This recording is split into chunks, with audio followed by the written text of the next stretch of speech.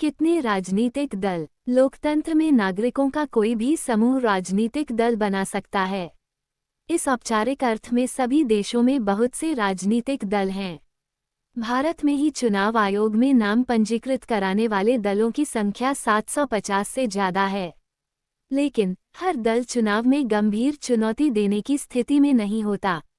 चुनाव जीतने और सरकार बनाने की होड़ में आमतौर पर कुछ एक पार्टियां ही सक्रिय होती हैं। ऐसे में सवाल यह उठता है कि लोकतंत्र की बेहतरी के लिए कितने दलों का होना अच्छा है।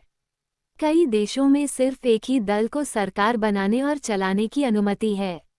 इस कारण उन्हें एकदलीय शासन व्यवस्था कहा जाता है। चीन में सिर्फ कम्युनिस्ट पार्टी को शासन करने की अनुमति है।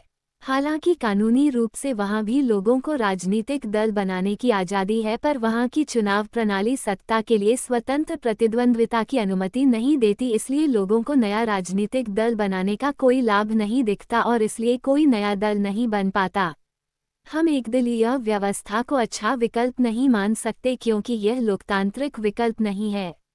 किसी भी लोकतांत्रिक व्यवस्था में कम से कम 2 दलों को राजनीतिक सत्ता के लिए चुनाव में प्रतिद्वंद्विता करने की अनुमति तो होनी ही चाहिए। साथ ही उन्हें सत्ता में आ सकने का पर्याप्त अवसर भी रहना चाहिए। कुछ देशों में सत्ता आमतौर पर 2 मुख्य दलों के बीच ही बदलती रहती है। वहां अनेक दूसरी पार्टियां हो सकती हैं, वे भी चुनाव लड़कर कुछ सीटें जीत सकती हैं, पर सिर्फ 2 ही दल बहुमत पाने और सरकार बनाने के प्रबल दावेदार होते हैं। अमेरिका और ब्रिटेन में ऐसी ही 2 दलीय व्यवस्था है। जब अनेक दल सत्ता के लिए होड़ में हों और 2 दलों से ज्यादा के लिए अपने दम पर या दूसरों से गठबंधन करके सत्ता में आने का ठीक ठाक अवसर हो तो इसे बहुदलीय व्यवस्था कहते हैं। भारत में भी ऐसी ही बहुदलीय व्यवस्था है। इस व्यवस्था में कई दल गठबंधन बनाकर भी सरकार बना सकते हैं। जब किसी बहुदलीय व्यवस्था में अनेक पार्टियां चुनाव लड़ने और सत्ता में आने के लिए आपस में हाथ मिला लेती हैं तो इसे गठबंधन या मोर्चा कहा जाता है।